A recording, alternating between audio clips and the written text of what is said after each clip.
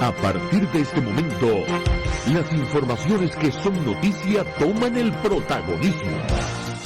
Comienza Informe RCR. Buenas tardes, sean bienvenidos a este su informe RCR en su emisión vespertina. Trabajaremos para ustedes en la gerencia general de la estación, Jaime Nestares, en la gerencia de producción, Wilix Arcaya, en la coordinación nos acompaña Génesis Rodríguez y Mario Villarreal en los controles, Víctor Mejía y frente al micrófono, quien tiene el inmenso placer de estar para todos ustedes, Helen Machado. Recuerden seguirnos a través de nuestras distintas plataformas digitales, en Twitter, @RCR750, en nuestra página web rcr750.com, la radio que se ve, y síganos también en nuestro canal en YouTube RCR750. De inmediato comenzamos.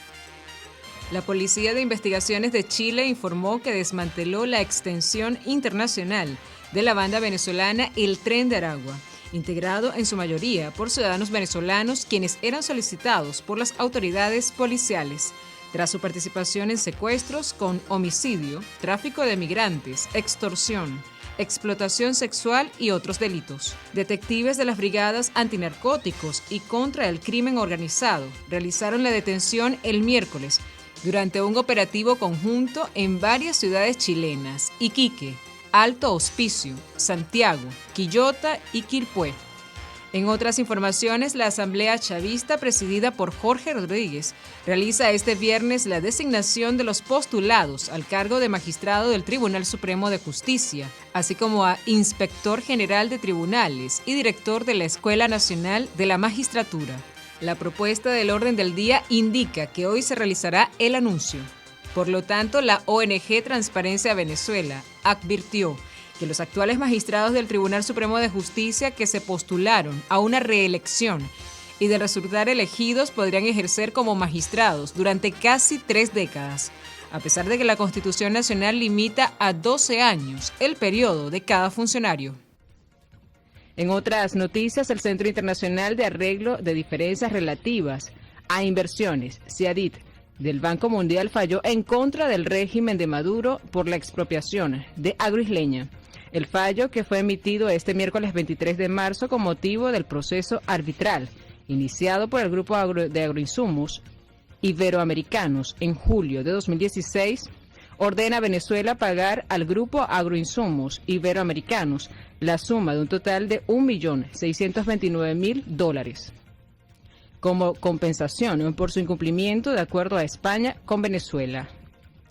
El tribunal CIADIT determinó que la expropiación sin compensación por parte de Venezuela en octubre de 2010 constituyó una violación del acuerdo España-Venezuela. Adicionalmente, el tribunal CIADIT ordenó a Venezuela pagar una suma de $1.108.819.24 millones por costos del proceso y además $16.308.725 por gastos incurridos por el Grupo de Agroinsumos Iberoamericanos en la defensa de sus derechos. Por lo tanto, Nicolás Maduro anunció el regreso general a las aulas de clases en todos los niveles de la educación. Esto después de 2 años de pandemia, con lo que se pasó de la suspensión de actividades académicas a presenciales y pasa a la modalidad de virtuales y después a un sistema mixto. Vamos a normalizar las clases en todas las escuelas y liceos y además las universidades del país. Ahora vamos full clases, dijo Maduro desde la Unidad Educativa Nacional Francisco Pimentel, desde la ciudad de Caracas. Las clases en todas las escuelas y liceos del país y universidades. 100% clases en todos los turnos. Ya se acabó el experimento. La cosa salió bien. Nos vacunamos todos. Ahora vamos full clase. Full clase. Como piden los niños y niñas que quieren estar en clase todos los días, a toda hora, ¿verdad? Levanten la mano los que les gusta ir a clase. Levanten la mano los que no les gusta ir a clase. Son sinceras ellas dos. ¿Ves, Silita? Son sinceras. A ellas dos no les gusta. Bueno, fíjense ustedes. Vamos full clases ahora. Full clases. Vamos a normalizar las clases en todas las escuelas y liceos del país y universidades. 100% clases en todos los turnos. Entre tanto, las autoridades universitarias de la UCB expresaron su rechazo a las nuevas tablas del incremento salarial para el sector universitario anunciado por la OCSU a través de su canal en Telegram. Todo instructivo salarial impuesto por el Ministerio del Poder Popular para la Educación Universitaria y la OCSU, cuyos montos no estén acordados por los criterios de las interescalas y reduzcan los porcentajes establecidos de primas u otros beneficios contemplados en la convención colectiva única del sector universitario, es violatoria de los derechos humanos, de la progresividad intangible e irrenunciable de los derechos y beneficios laborales del sector universitario, señala el comunicado. Por su parte, profesores y trabajadores de la universidad protestaron ante el incremento y además exigieron mejoras salariales. Recientemente aprobada, ni siquiera fue consultada con el sector universitario que nosotros representamos. Fue una imposición del gobierno y esto viola lo que está establecido en los acuerdos de la Organización Internacional del Trabajo. También el presidente de la coalición sindical, Óscar Salazar, señaló que el gobierno lo que dio lo quitó por otro lado y además aseguró que el régimen lo que sigue es desmejorando. Rebajaron casi a menos salario mínimo. O sea, lo que nos dio, nos los quitó por otro lado. Y las tablas que diferencian el nivel profesional de antigüedad, las achataron. O sea, que al final lo que nos dieron, nos lo quitaron, no nos dieron nada. Nos siguen desmejorando. La canasta alimentaria están a 15 salarios de los de ahorita. Entre tanto, en el marco de la asamblea de su Consejo Sindical Nacional, la Central de Trabajadores Así Venezuela estimó que el salario debe ser establecido conforme al artículo 91 de la Constitución, que señala que todo trabajador tiene derecho a un salario suficiente que le permita vivir con dignidad y además cubrir para sí a sus gastos familiares, las necesidades básicas, materiales, sociales e intelectuales. En tal sentido, la presidenta de la Central, Marcela León, opinó que es el diálogo social tripartido la mejor forma de anclar el salario a lo que establece la Carta Magna.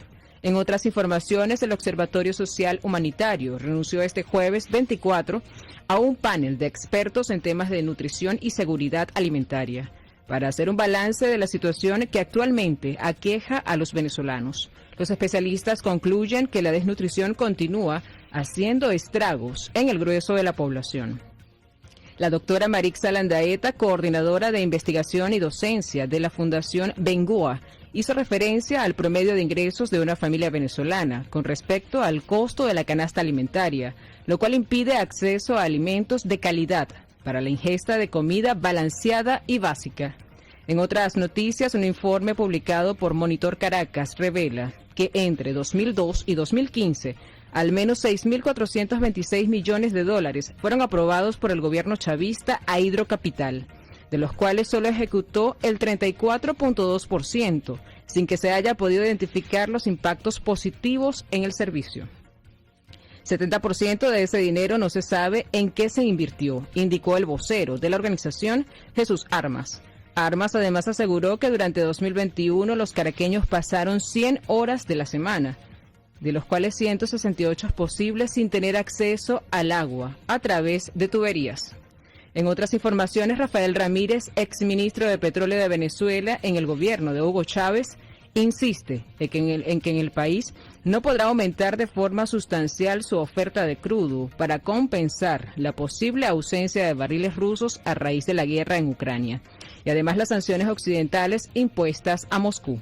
Asegura que el problema que enfrenta la industria petrolera venezolana, que ha visto disminuida dramáticamente su capacidad de producción, en total responsabilidad de Nicolás Maduro, a quien señala de no llevar adelante una conducción nacionalista, revolucionaria y que tenga amor por el país.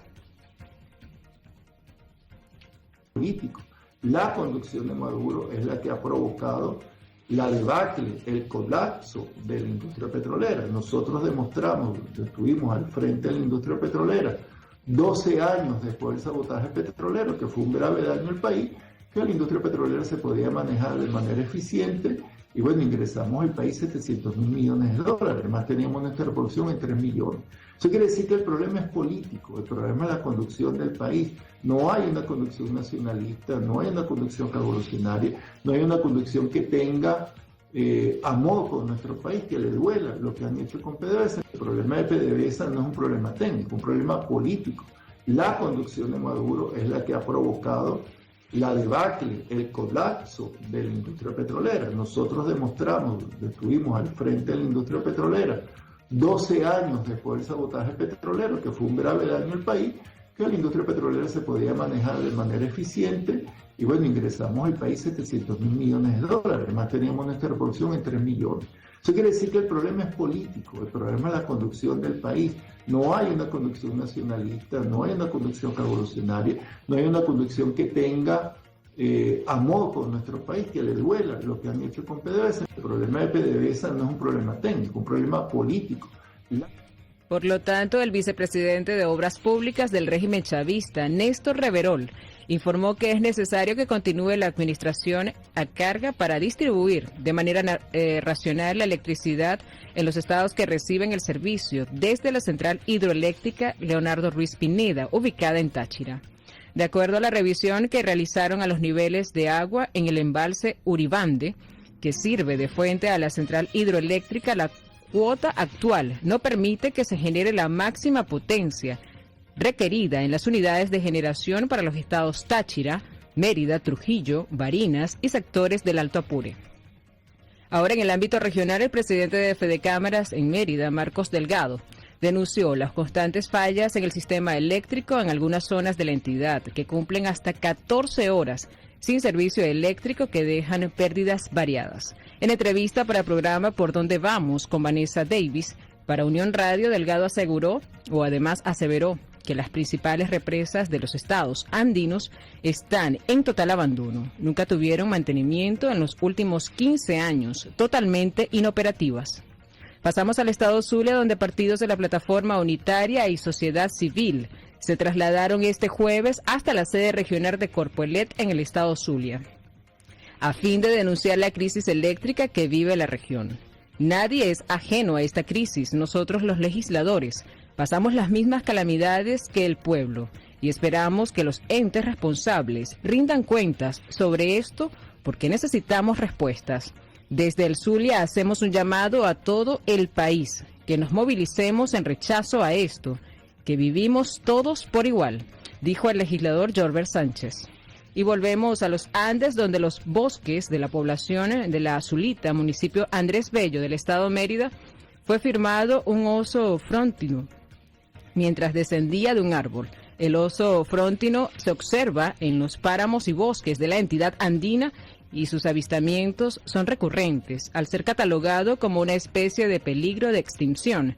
Las autoridades hacen un llamado para cuidar y además proteger su hábitat. La última vez que se reportó la presencia de un oso frontino en el estado fue el pasado 28 de octubre de 2021 en la localidad de Jajit, municipio Campo Elías. Y en el tema de COVID en Venezuela, sumó en las últimas 24 horas un total de 71 nuevos contagios de COVID-19, todos por transmisión comunitaria. Asimismo, una persona perdió la vida, lamentablemente, a causas asociadas al virus.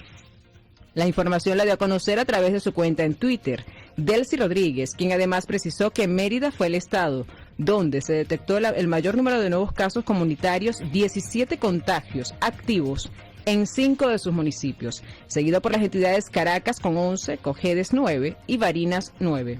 Y en materia económica, Chevron aclaró este jueves que aún operan bajo el marco de las sanciones petroleras que Estados Unidos mantiene sobre Venezuela, luego de que se rumorara que el presidente Joe Biden había autorizado a la empresa a trabajar con normalidad. Y con esta información de materia económica nos vamos a un corte publicitario y enseguida regresamos con más de su informe RCR.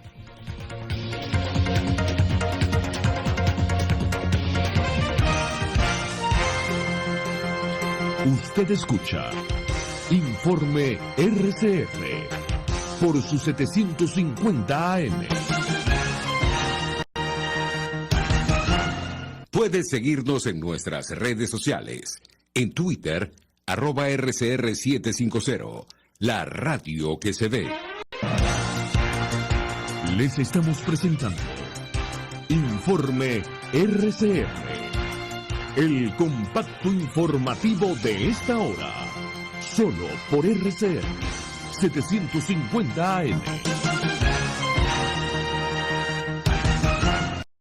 En internacionales, La Unión Europea condenó enérgicamente este viernes el lanzamiento por parte de Corea del Norte de su nuevo misil intercontinental Hwasong-17, que tensa aún más la situación en la península coreana y puede implicar nuevas sanciones de la ONU. Se trata de una violación de múltiples resoluciones del Consejo de Seguridad de las Naciones Unidas y de una grave amenaza para la paz y la seguridad internacional y regional, indicó el alto representante de la Unión Europea para Asuntos Exteriores, Josep Borrell, en una declaración en nombre de los 27. Borrell hizo un llamamiento a Pyongyang para que se abstenga de cualquier otra acción que pueda aumentar las tensiones internacionales o regionales. En otras noticias internacionales, el presidente estadounidense Joe Biden llegó este viernes a la ciudad de Kęstow, ubicada al suroeste de Polonia, a 90 kilómetros de la frontera con Ucrania. Como parte de su visita, Biden se reunió con miembros del servicio de la 82 División Aerotransportada, que contribuyen, junto con los aliados de la OTAN, a la disuasión en el flanco este. En los deportes, el piloto alemán Sebastian Vettel se perderá el Gran Premio de Arabia Saudita debido a que continúa con su recuperación por el COVID-19. Tras infectarse la semana previa a la primera carrera de la temporada en Bahrein, que se disputó la semana pasada, el equipo emitió un comunicado en sus redes sociales que su compatriota Nico Hülkenberg continuará con Aston Martin para sustituir a Vettel.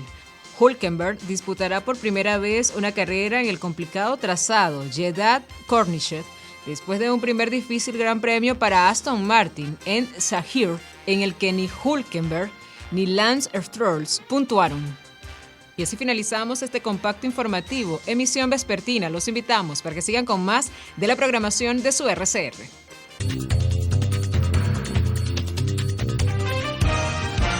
Hasta aquí este compacto noticioso. Manténgase en nuestra sintonía, porque estaremos informándole de la noticia al momento de producirse. RCR 750 AM.